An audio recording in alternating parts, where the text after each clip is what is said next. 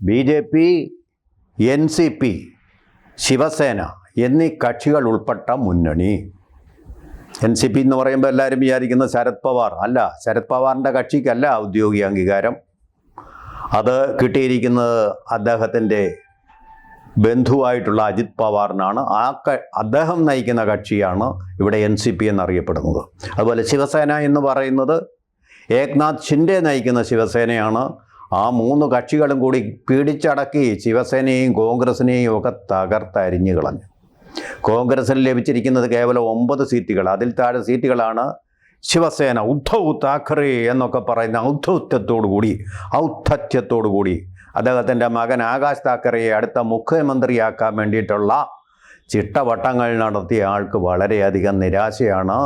മഹാരാഷ്ട്രയിലെ ജനങ്ങൾ അവർ നടത്തിയ മറാത്താക്കാരെ കൊണ്ടുമൊക്കെ നടത്തിയ സമരങ്ങളെല്ലാം നിഷ്ഫലമായി എന്ന് സൂചിപ്പിക്കുന്ന തെരഞ്ഞെടുപ്പ് ഫലങ്ങളാണ് ദേശീയ പത്രങ്ങൾ റിപ്പോർട്ട് ചെയ്തിരിക്കുന്നത്. കൂടുതൽ വാർത്തകളും വിശേഷങ്ങളും നിങ്ങളിലേക്ക് എത്താൻ ABC മലയാളം സബ്സ്ക്രൈബ് ചെയ്യുക, ബെൽ ബട്ടണും അമർത്തുക.